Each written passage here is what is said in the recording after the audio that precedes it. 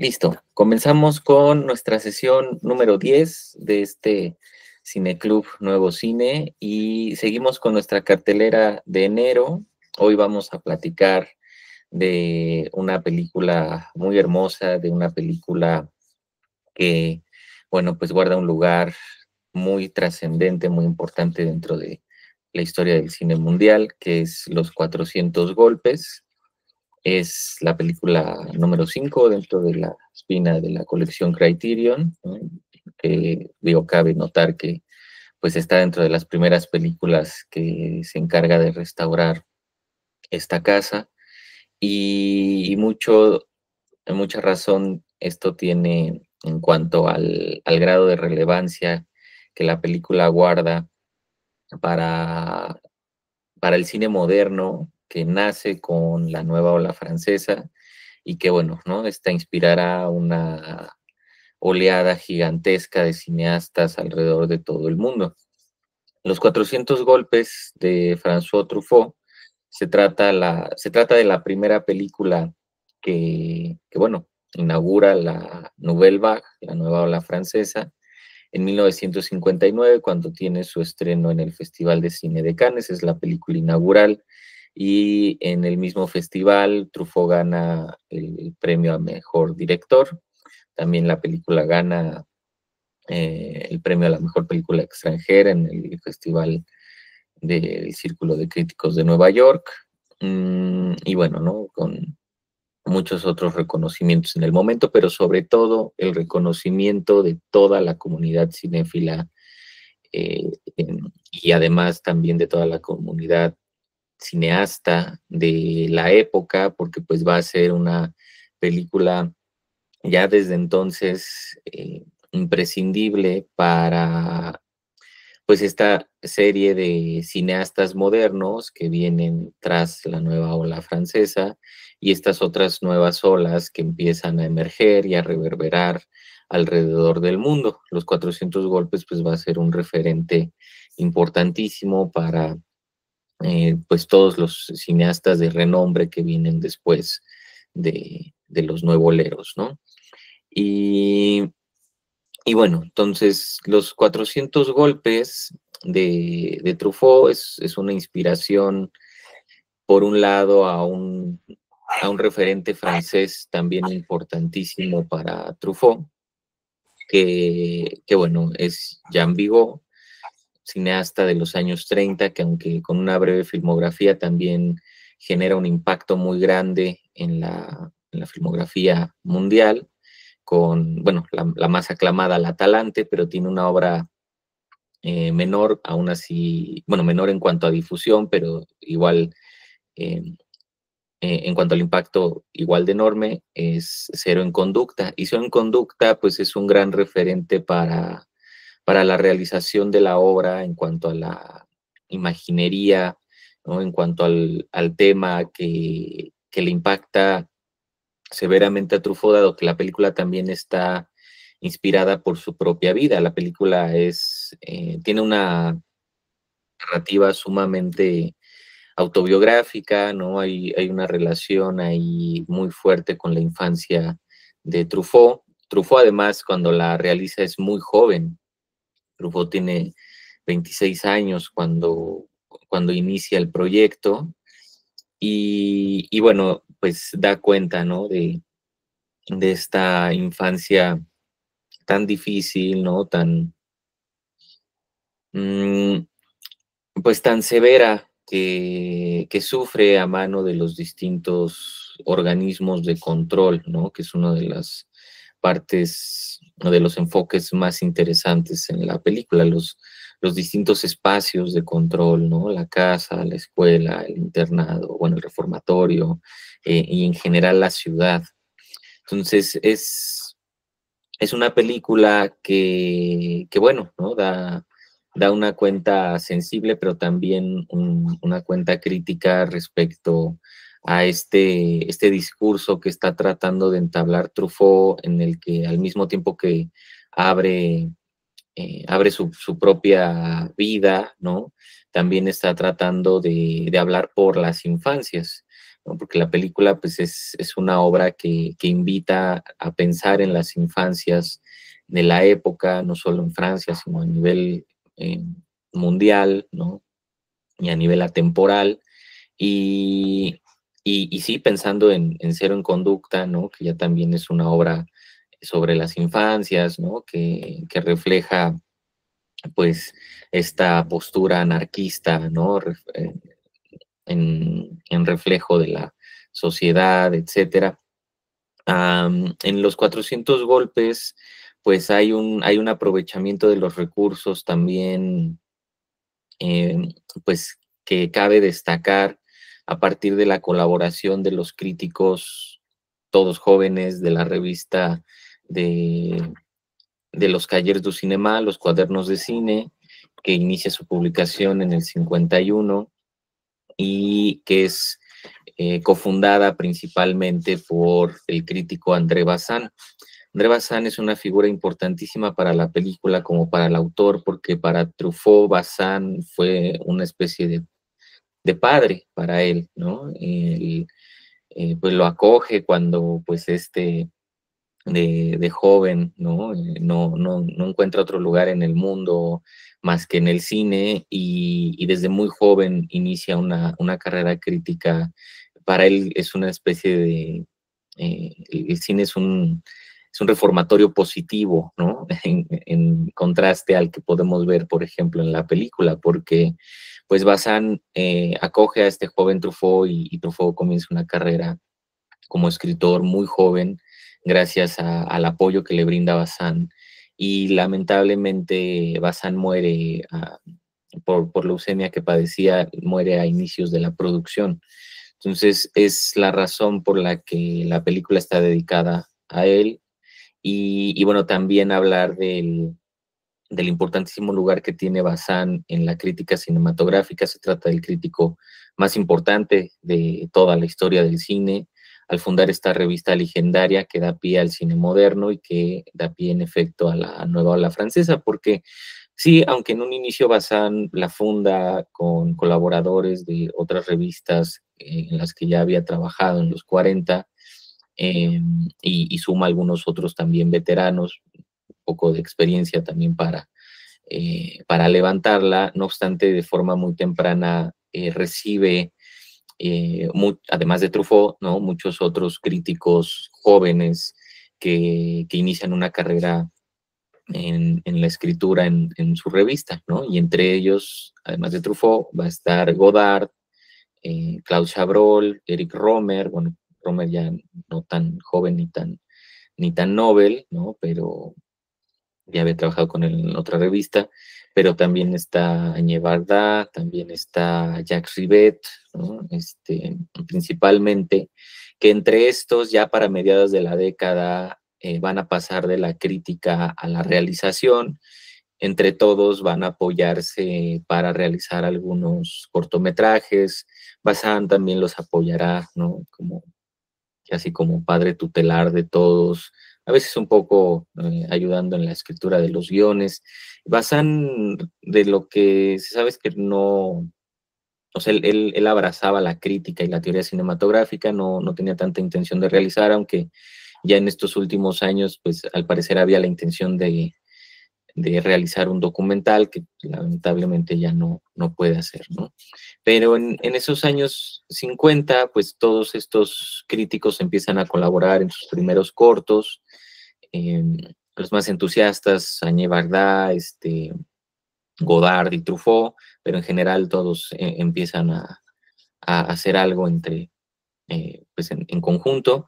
Y, y ya para finales de los 50, pues se plantea una, eh, un conjunto, ¿no? Un ejercicio que les pueda llevar por medio de financiamiento del Estado y de otros inversores a la realización de los primeros largometrajes, ¿no? Varda ya tiene uno, pero por ejemplo hay quienes están haciendo, pues, o sumando todo el esfuerzo para lograr los dos primeros largometrajes que sí den cuenta de la teoría que proponen estos críticos, o sea, digamos que oficialmente pertenezcan a la estética propuesta previamente en su teoría, son Truffaut y Godard, que entre los dos se apoyarán mutuamente para la realización de, de sus primeras películas, de sus primeros largometrajes respectivamente. Entonces las obras se hacen en conjunto, también por eso como obra inaugural también me gusta incluir la de Godard, porque Godard de hecho filma primero y Truffaut escribe el guión. Godard lo cambia mucho, pero pues se echan la mano, se filma primero e inmediatamente seguido se filma la película de Truffaut. No obstante, tarda un poco más en salir la de Godard por cuestión eh,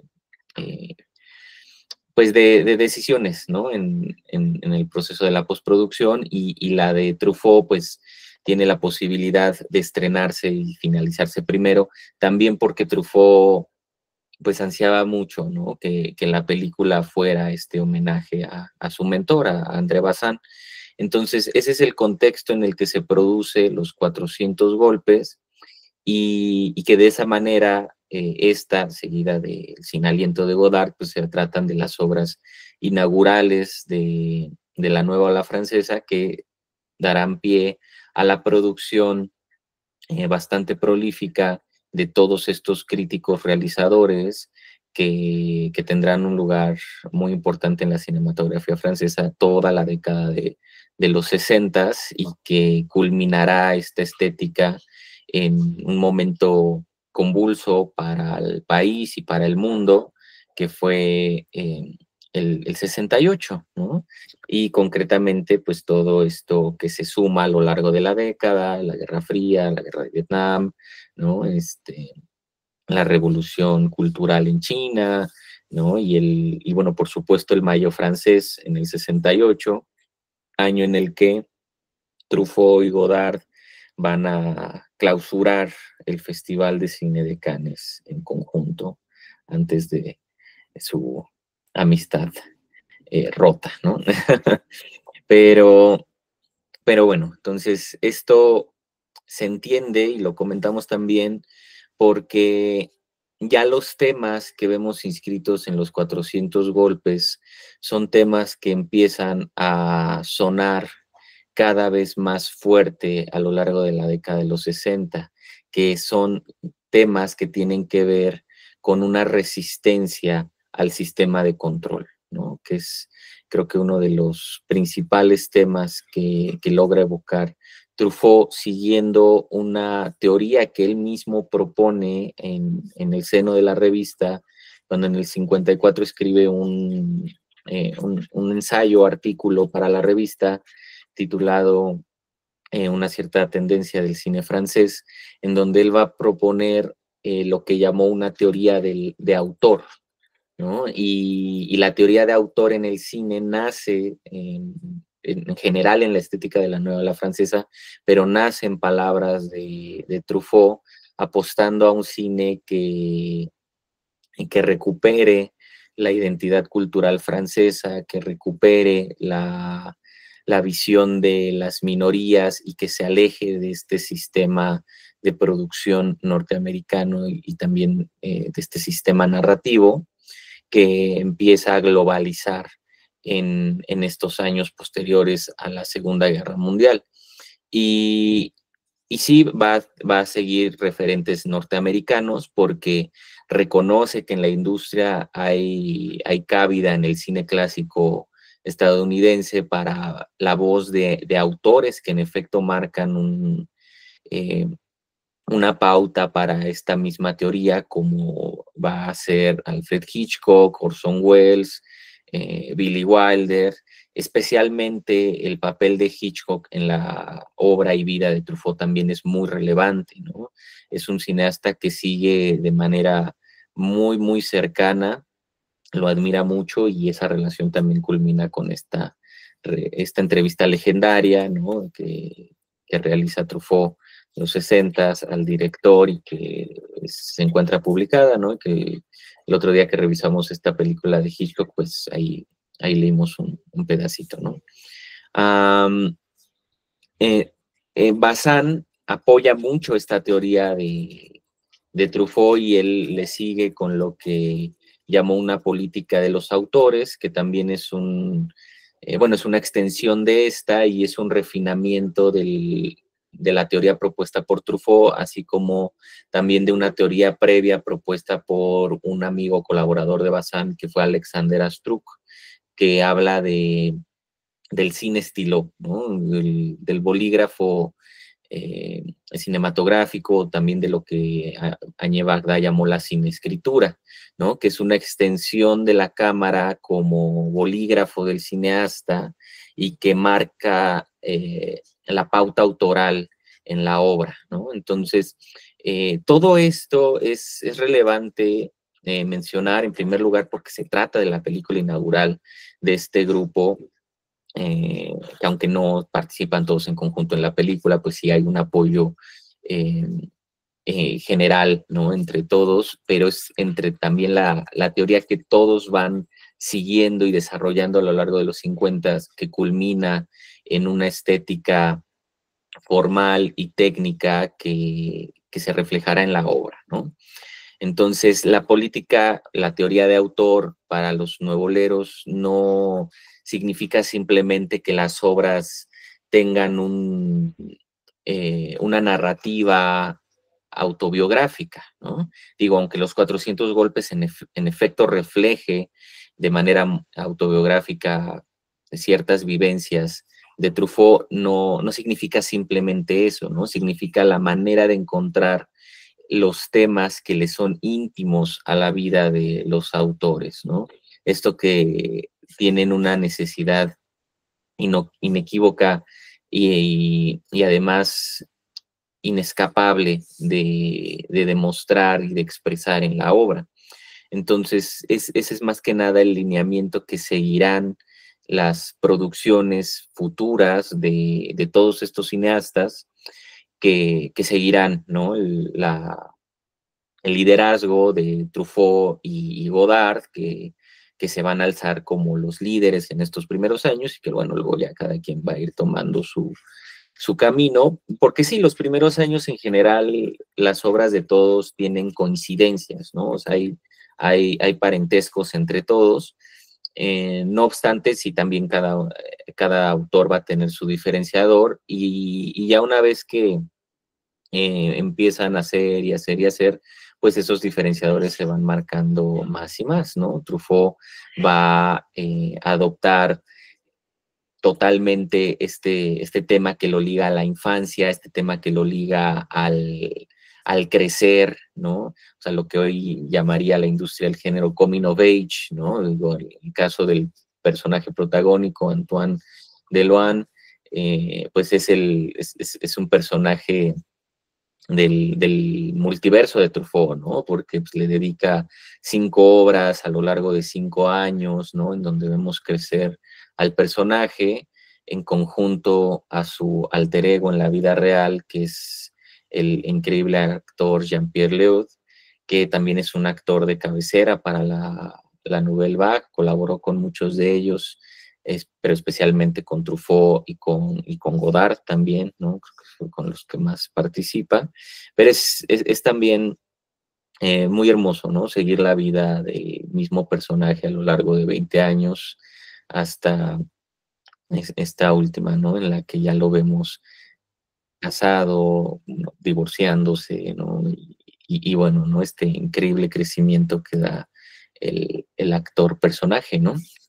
Y bueno, entonces eso el gran preámbulo que me parece debe y merece tener la obra mínimamente, ¿no? Entonces, cuéntenme, ¿qué les pareció los 400 golpes? Daniela. Mira, a mí la verdad sí me gustó mucho la obra, refleja mucho, como bien comentabas en el preámbulo, refleja mucho lo que son las costumbres francesas. En este caso, pues sí, también, ahora sí que se ve muy reflejado, digo, no nada más en Francia, ¿no? Sino que en varias partes fue como que la educación dedicada a los hombres nada más.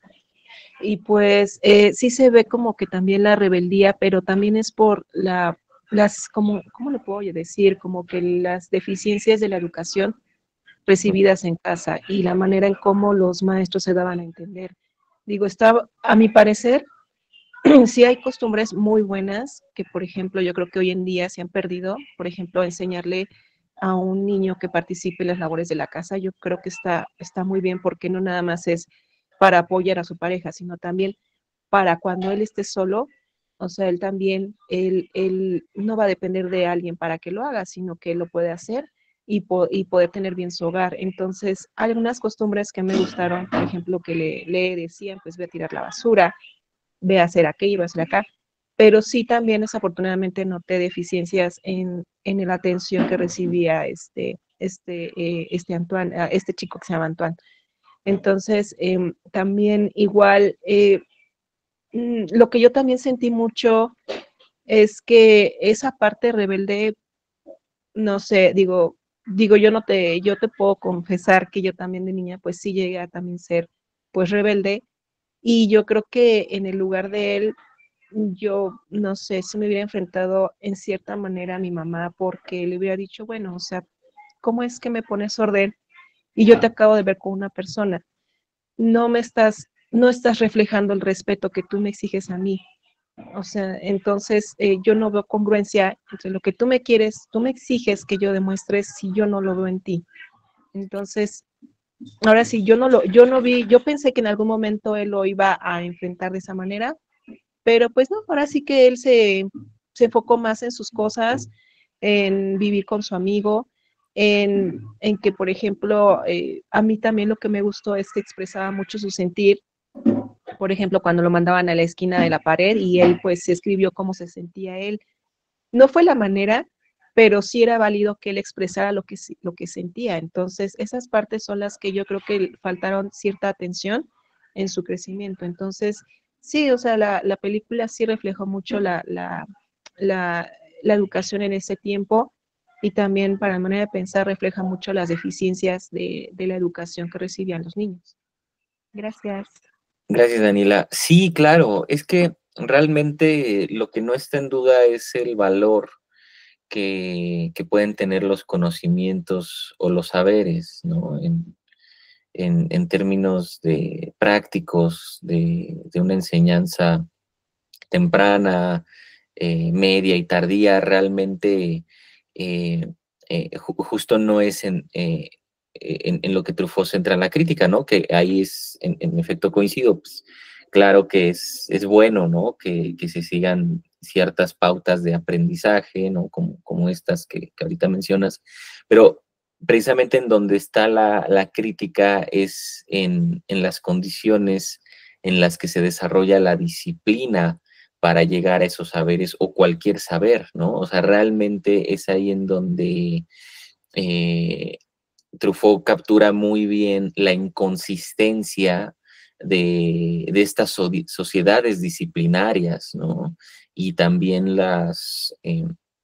pues las malas maneras, ¿no? De las mismas, porque justo, pues como esta frase, ¿no? De la letra con sangre entra, ¿no? Sí, o sea, al final es valioso el valor de la letra, pero no la manera en la que entra, ¿no?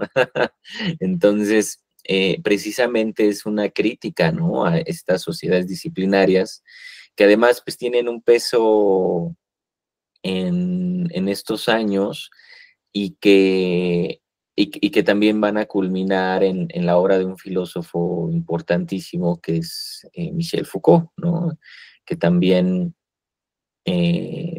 pues fue un amante de este cine y que en algún momento pues sí menciona a la obra de Truffaut, ¿no? Como un gran reflejo de las inconsistencias que poseen estas sociedades disciplinarias y que hoy han evolucionado a estas sociedades de control, ¿no? En donde pues ya en la película de Truffaut ya se vaticina el reflejo de estas mismas instituciones, la escuela, el reformatorio, en la propia casa, ¿no?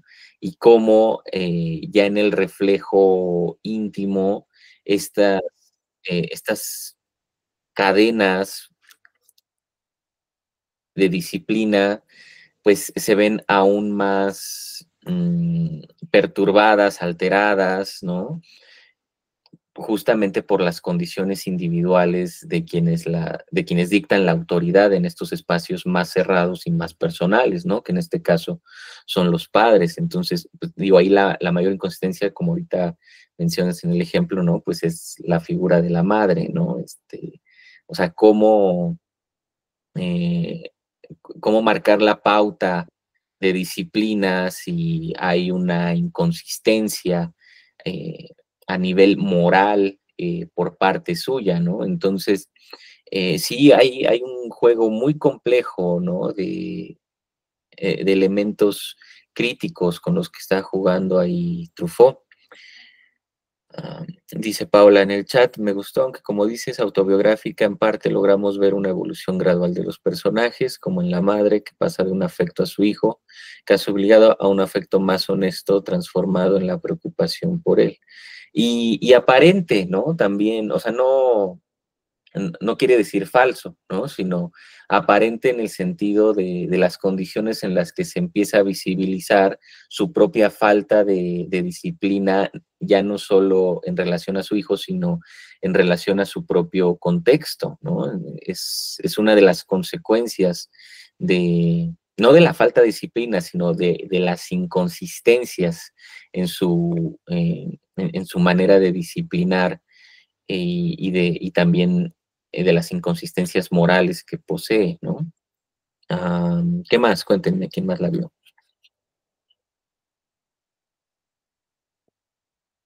Jairo, Hola, buenos días.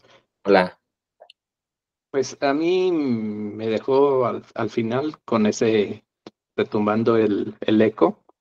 Me gustó mucho porque habla sobre la libertad. Ujú, Creo que que está por debajo de todo esto es de la libertad pues del individuo.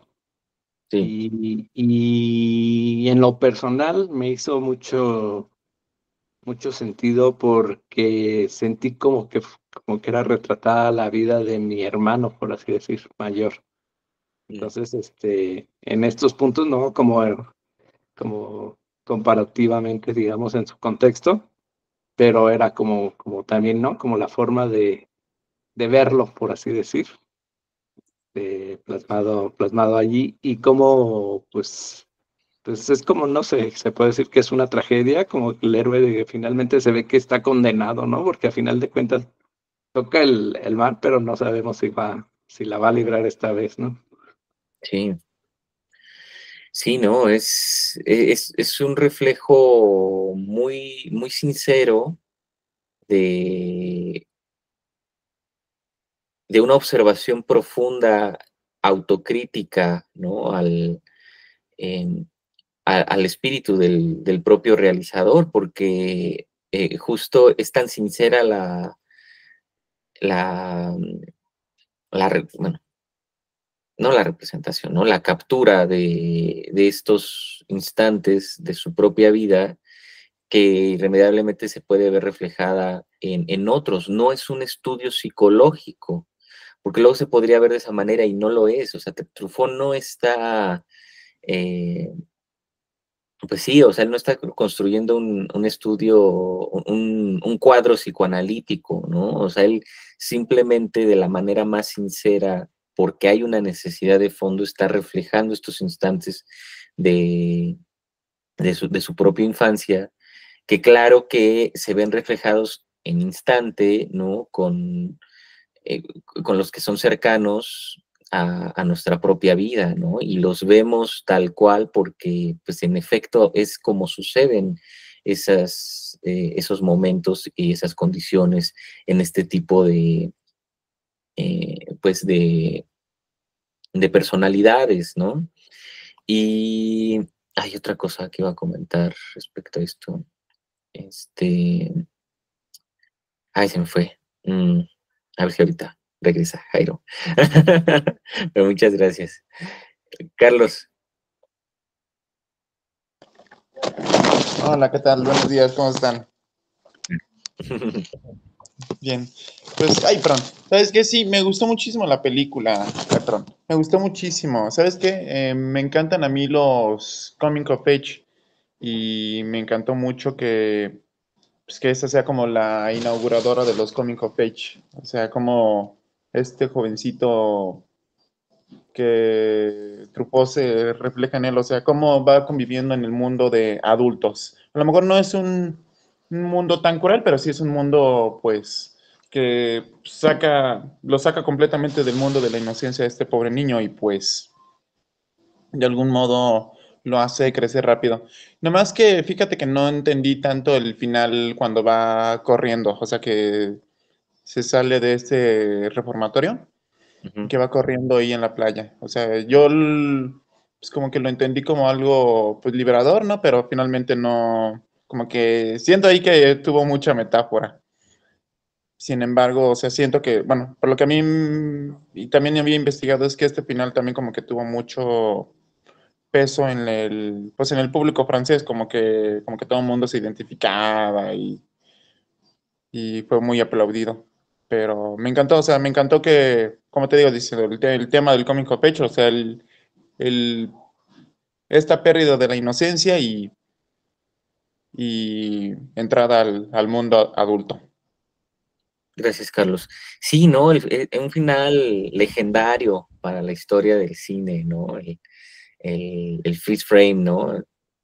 Cómo congela la imagen, eh, que, que cristaliza pues una particularidad que digo, quiero pensar que en ese momento tiene un impacto con la audiencia francesa también por la gran relevancia que tiene el existencialismo humanista de Sartre, ¿no? En estos años, y que eso está ligado a lo que no me acordaba ahorita que iba a comentarle a Jairo, ¿no? La película, en efecto, es muy sartreana, ¿no? O sea, Truffaut sí es sartreano, en contraste que seas algunos otros realizadores de la misma época que parecería que van por ahí, pero que como hemos comentado en algunos otros casos, no necesariamente.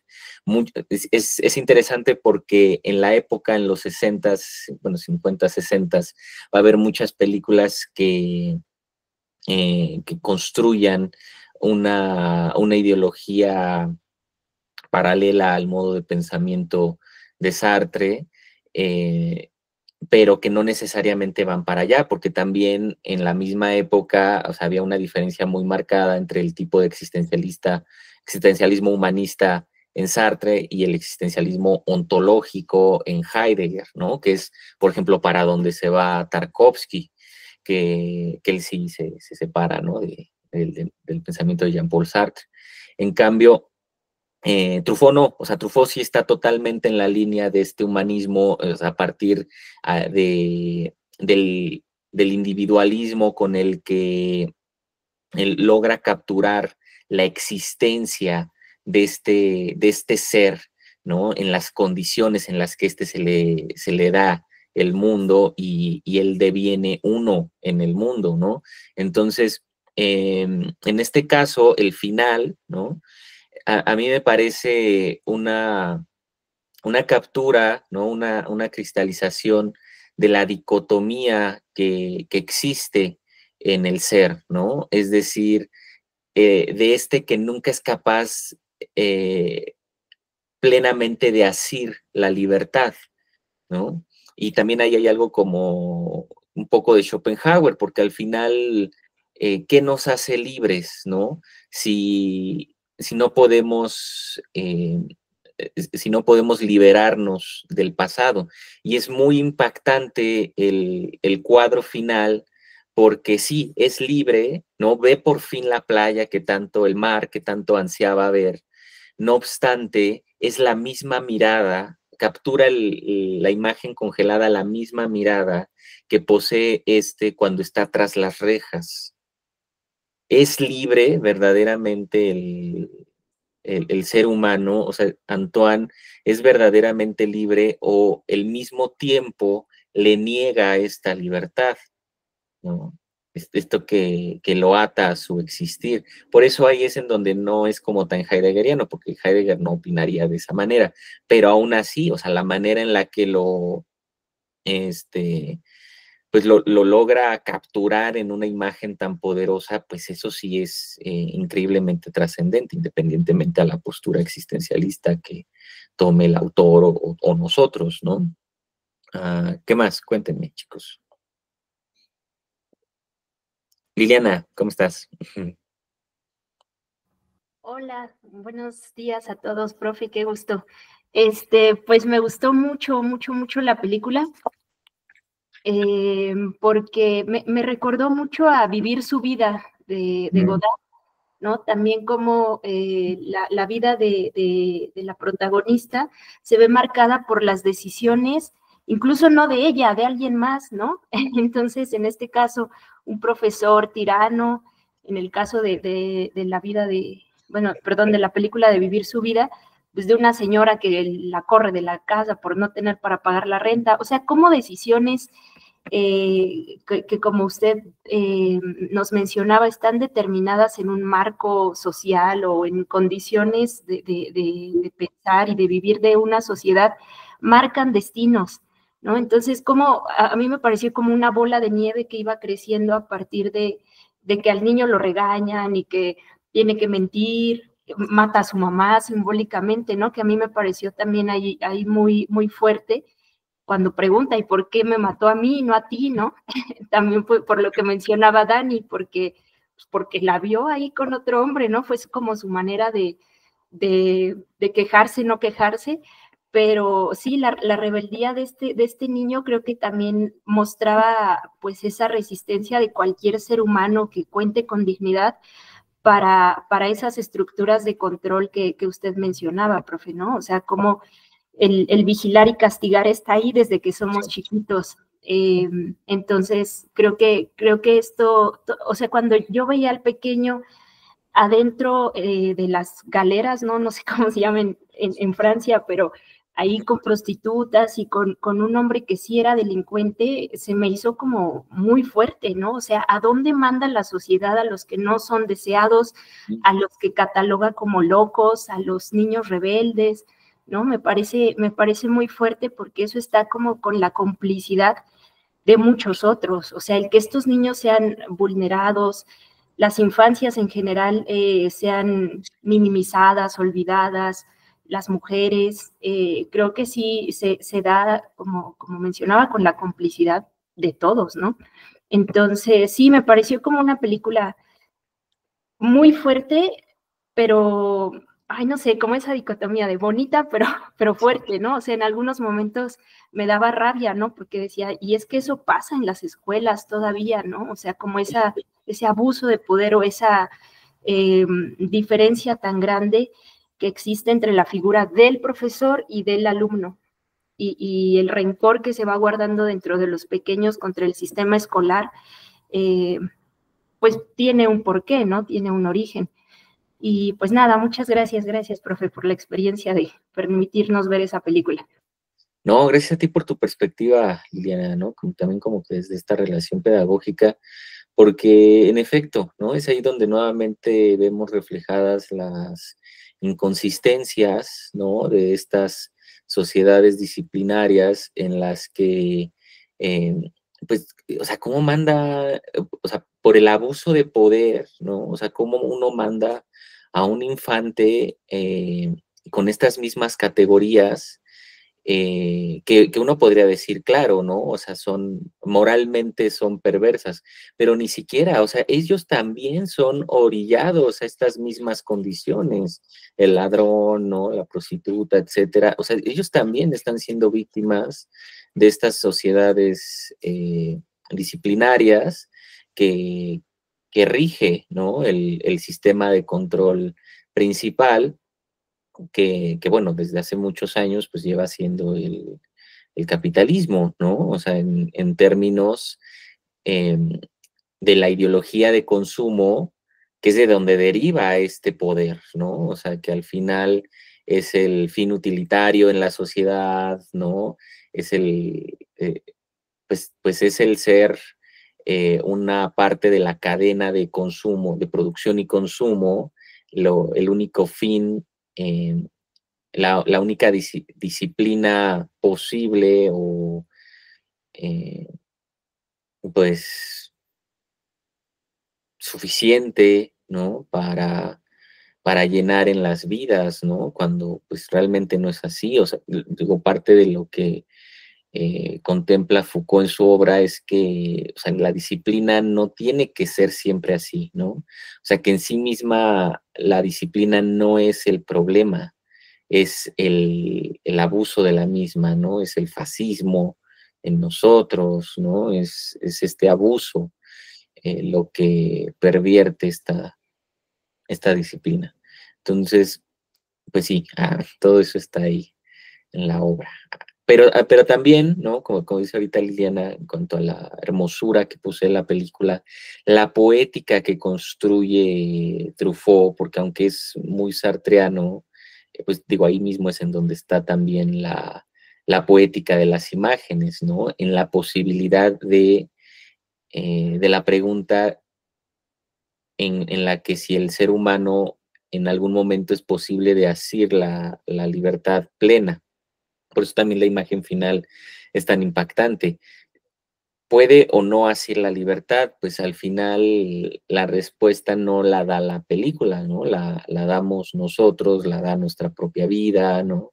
Esa es como de las partes también interesantes que toma el humanismo sartreano. Gracias, Liliana. Alejandro. Hola, ¿qué tal? Buenos días. ¿Cómo están? ¿Cómo Bueno, estás? pues bien. Hola. Pues lo que yo vi es una crítica total a los sistemas de control y también el descuido que hay en los sistemas de control, que muchas veces el sistema es como muy autómata, que no está muy impersonal y sigue la marcha y todo, visto a través de la perspectiva de un niño, ¿no? Y el niño está en esa búsqueda de la libertad y cuando la encuentra, ¿y ahora qué? O sea, es como verlo llegar a su objetivo y se encuentra con una calle sin salida, o sea, como todo. Y es como una muestra de que, pues la vida, que muchas veces el camino no necesariamente tiene que llevar a un fin o que el fin puede ser incierto y hay que seguir buscando, que puede ser un nuevo comienzo. A ver, repíteme otra vez eso, porque... Que el fin, o sea, llegar, el objetivo, o sea, tener la meta, cuando llegas, pues es simplemente un nuevo comienzo cuando se cierra ese ciclo y pues es volver a empezar. Sí, es que me quedé pensando, ¿no? O sea, por eso como que lo quería hablar, porque me quedé pensando mucho o sea, en la condición de eternidad que se refleja en la imagen final, ¿no? O sea, en efecto, o sea, marca la pauta para explorar de nueva cuenta nuestro origen, ¿no? Que es justo lo que da las condiciones de posibilidad de volver a empezar, como mencionas, ¿no? O sea, decir, o sea, ¿qué es esto que es mi pasado, ¿no? Que me construye, que me ata, o que más bien que marca la pauta para volver a empezar, ¿no? Entonces, pues esa es la gran dicotomía del ser humano, o sea, de la condición temporal del ser humano, ¿no? Entonces, sí, muy bonito, Alejandro. Muchas gracias. ¿Qué más? Cuéntenme.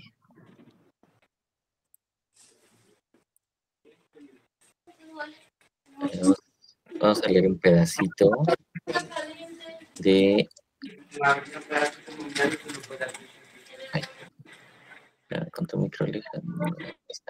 Vamos a leer un pedacito de un texto de Deleuze en donde sintetiza muy bien, ¿no? Esta manera de percibir las sociedades disciplinarias de Foucault. Dice Deleuze: es cierto que estamos entrando en una sociedad que podríamos llamar sociedad de control. Un pensador como Michel Foucault analizó dos tipos de sociedades muy cercanas a las nuestras. Unas a las que llamaba sociedades de soberanía y otras a las que llamaba sociedades disciplinarias. Él hacía coincidir con Napoleón la transición típica de una sociedad de soberanía a una sociedad disciplinaria. La sociedad disciplinaria se definía por la constitución de espacios de encierro, cárceles, escuelas, talleres, hospitales, etc. Las sociedades disciplinarias tenían necesidad de ellos. Este análisis ha engendrado ciertas ambigüedades en algunos lectores de Foucault porque han creído que este era su pensamiento definitivo, pero evidentemente no es así. Foucault nunca pensó, y así lo dijo con toda claridad, que las sociedades disciplinarias fueran eternas o fuesen a ser eternas. Todo lo contrario, pensaba obviamente que estamos entrando en un nuevo tipo de sociedad. Claro que queda toda clase de residuos de las sociedades disciplinarias y así será durante años y años, pero ya sabemos que estamos ingresando en otro tipo de sociedades que podríamos llamar sociedades de control. Estamos entrando en unas sociedades de control que se definen de un modo completamente distinto a las sociedades de disciplina. Los que cuidan de nosotros ya no tendrán necesidad de espacios de encierro. Todo esto, las cárceles, las escuelas, los hospitales, está ya hoy en día puesto en cuestión permanente. ¿No es mejor dispensar los cuidados a domicilio? Sí, no cabe duda de que este es el porvenir. Los talleres, las fábricas se están desmoronando por todas partes. ¿No es preferible un régimen de subcontratación y el trabajo a domicilio? ¿No hay otras formas de castigar a la gente diferentes de las cárceles? Las sociedades de control no necesitarán ya espacios de encierro, ni siquiera la escuela. Tenemos que estar atentos a los temas emergentes que se desarrollarán durante los próximos 40 o 50 años y que nos explican que lo más deseable sería reunir al mismo tiempo la educación y la profesión. Será de gran interés averiguar qué será de la identidad escolar y profesional en el seno de la formación permanente, que es nuestro porvenir y que no necesariamente implicará la reunión de los educandos en un espacio de encierro. Un control no es una disciplina. Mediante una autopista no se encierra a nadie, pero se multiplican los medios de control. No digo que este sea el único fin de la autopista, sino que la gente pueda entrar y salir infinita y libremente de ellas, sin estar en absoluto encerrada, pero estando perfectamente controlada. Este es nuestro porvenir. Profeta Deleuze, 1978. La pandemia, hoy, las sociedades, cómo son, cómo es la disciplina, ¿no? Es interesante porque al final lo que es triste es ver que el control, ¿no? se pervierte de esta disciplina perturbada por el abuso de poder, ¿no? Y este vigilar y castigar que ahora trasciende estos espacios de encierro y que se refleja en nuestros espacios más íntimos como lo es el hogar. Por eso es tan relevante la película de Truffaut, porque es la manera en la que esto comienza a ocurrir ya en los años 60, o sea, ya en esta época marcada por la modernidad posterior a la Segunda Guerra Mundial, en la que el régimen capitalista, el capitalismo mundial integrado, comienza una carrera en exceso acelerada por propagar estos medios de control y llevarlos de estos espacios a los personales. Y lo ha logrado, que es lo más triste, ¿no? Pero bueno, ahí la gran relevancia, ¿no? Que tiene la película y la vigencia que tiene, pues, 66 años después, ¿no? ¿Cómo ven? ¿Alguien más?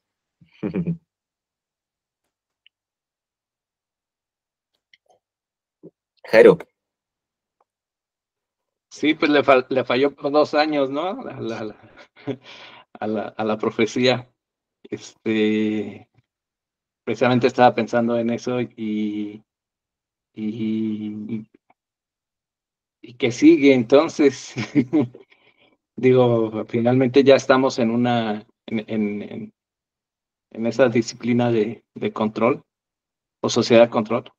Pero entonces, ¿qué nos propone me interesó pues el texto No sé si en cuál está, en dónde lo podemos revisar. Sí, es un fragmento de un texto pequeño que se llama El acto de creación. ¿Qué es el acto de creación? Que de hecho habla sobre el cine. Está en una compilación de la editorial Pretextos que se llama Dos regímenes de locos. Los Que son regímenes. textos y entrevistas de Deleuze. No, gracias. Sí, se puede descargar fácil, ¿no? Gracias. No digo más, no me vayan a bajar el video, ¿no? Ah, Ok. no, pero si no, luego se los comparto por ahí. Gracias, muchísimas gracias. Y sí, digo, en cuanto a la propuesta, pues es que es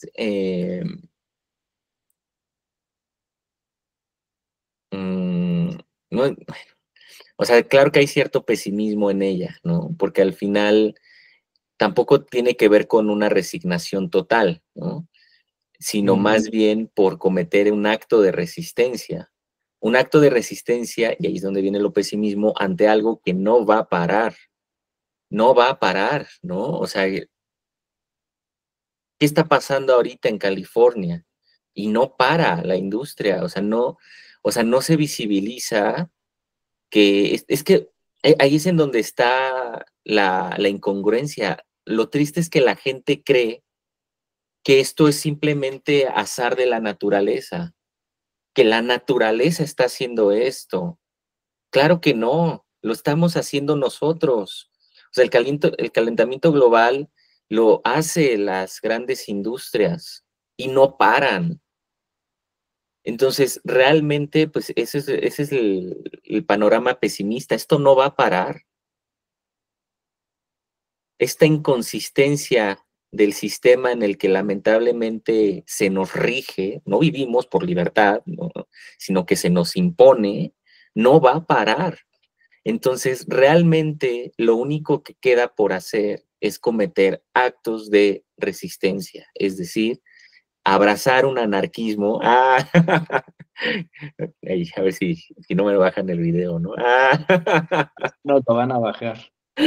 Pero abrazar actos de anarquismo por medio del arte, que es justo el eje que nos permite devolvernos una sensibilidad que este régimen tanto ha aplastado, tanto nos ha arrebatado, para que cuando menos poseamos una sensibilidad nuevamente humana en el momento en el que esto se caiga, porque se va a caer, ¿no? Y no va a ser nada agradable el momento en el que eso suceda.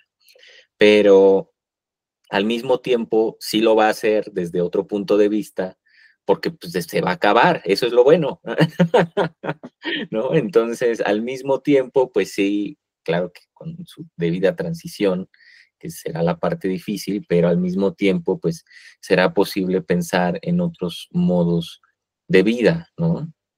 Entonces, pues es un poco a lo que, es a la propuesta que se sumaban estos pensadores, ¿no? Deleuze, Guattari, Foucault, ¿no? Derrida también un poco, ¿no? Y así. ¿Cómo ves, Jairo? Sí, gracias nuevamente. A mí me gustaría nombrarle de otra manera. Entiendo este acto de rebeldía, digamos, con causa, que sería a través del arte, ¿no? Por llamarlo, ya sea cine o ya sea, no sé, alguna otra. Porque estamos viendo que también todo, como en esta crisis de valores, todo se está tergiversando, ¿no? Incluso el término anarquista creo que ya no suena tan romántico como lo era hace unas décadas antes. Creo que los más anarquistas ahorita vienen siendo los mismos, las mismas personas que ostentan el poder, ¿no? Que están rompiendo con todas las instituciones, ¿no? Y bueno, entonces se puede pensar o se puede malinterpretar, ¿no? El término anarquista que creo que quisiste emplear. Sí, Eso por un sí, lado. no, lamentablemente, o sea, todos estos conceptos, la misma sociedad de control los tergiversa enormemente, pues pues ya sabemos para qué, ¿no?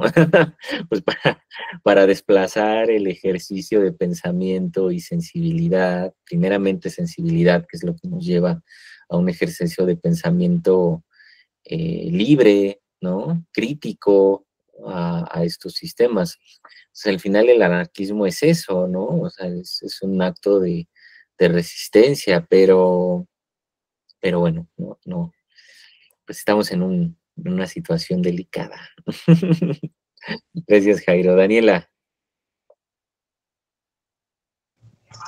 Pues es que ahorita con lo que comentas, sí me pone a pensar porque pienso así de que, pues, de qué manera podemos nosotros como sociedad, que la mayoría, pues, somos los, ¿cómo se le puede? O sea, no somos los más ricos ni los niños del mundo, sino somos personas, somos civiles, somos personas normales. Entonces, no las pasamos bien, nos cuesta trabajo encontrar un trabajo que nos reconozca, que nos permita poder sustentar nuestras familias. Entonces, la verdad sí me pone a pensar de qué manera yo podría mm, aportar para que nuestra sociedad pudiera mejorar. Entonces, lo que se me viene a la mente es, por una parte, aprender más de estos temas sociales, o sea, de que ahorita mencionas de Deleuze y de Foucault, para que yo de alguna manera, no sé, mi objetivo podría ser para mí los adolescentes y los niños, ¿no? De propagar esos temas y sobre todo también como que de dar la importancia a su sentir, que fue lo que en este caso yo vi en la película de Truffaut, ¿no? De que, o sea, sí la disciplina, es muy importante la disciplina, pero lo que faltó fue enfocarse en su sentir, o sea, en qué piensas, qué estás sintiendo, o sea, el maestro le molestó que escribiera en las paredes, pero nunca se dio cuenta de lo que o sea, de lo que decía, o sea, de que cómo se siente el niño.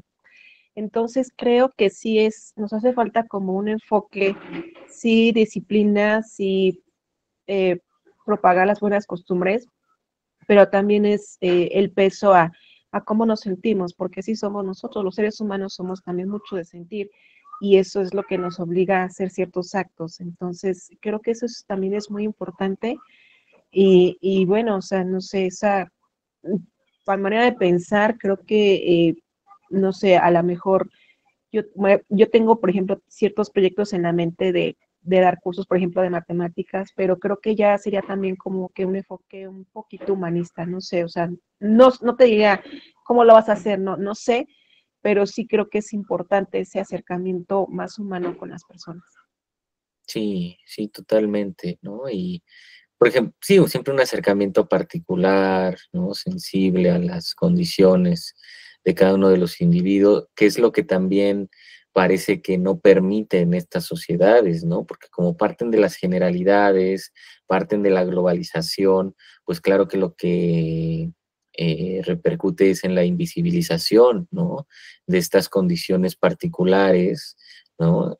Que lamentablemente esta misma sociedad llama minorías, ¿no? O sea, cuando, pues, ¿qué es una minoría? ¿No? O sea, es muy ambiguo el mismo término en favor a esas, a estas sociedades de control. Entonces, qué buen ejemplo, ¿no? Diste ahorita con lo el- con lo de la pared, ¿no? Porque en efecto, o sea, ¿qué dice, no? O sea, realmente, ¿qué le preocupa? Y cuáles son las condiciones también para uno acercarse, porque también uno no las respeta, ¿no? Como en la carta que le deja Antoine a la madre, ¿no? Cuando crezca, ¿no? Regrese como un hombre, ¿no? Platicamos sobre esto. Y dice, bueno, pero platícame ahorita. No, o sea, no estás leyendo o sea, que te está pidiendo tiempo, ¿no? O sea, que lo quiere hacer de adulto porque simplemente es incapaz de hacerlo ahora, ¿no? Entonces, esa es esa sensibilidad que captura, esa es la poética y la belleza que captura la película, ¿no? O sea, que ahí está esta sensibilidad que este otro discurso nos impide ver, ¿no? Pero ahí está todo, realmente lo que, eh, lo que pudiera demandar la sensibilidad de las infancias. Y eso es en el 59 como lo es ahora, ¿no? Entonces, pues bueno, una gran película, ¿no? Y que todavía pudiera dar horas y horas de comentarios y muchísimas más perspectivas, ¿no? De ahí también sea una obra tan imponente, ¿no? Pero bueno, pues si gustan, dejemos aquí la sesión, ¿no? Y la próxima semana toca hablar ahora sobre una película del cine mexicano producida en 1964, que es El Gallo de Oro, del increíble Roberto Gabaldón, ¿no? Con el otro increíble Ignacio López Tarso. Entonces se las subo ahí en nuestro grupo y entre hoy y mañana y la comentamos la próxima semana, ¿vale? Es un gusto, una plática muy tremenda. Muchas gracias a todos, chicos. Gracias, bye. Gracias. Bonito domingo. Bye. Bye.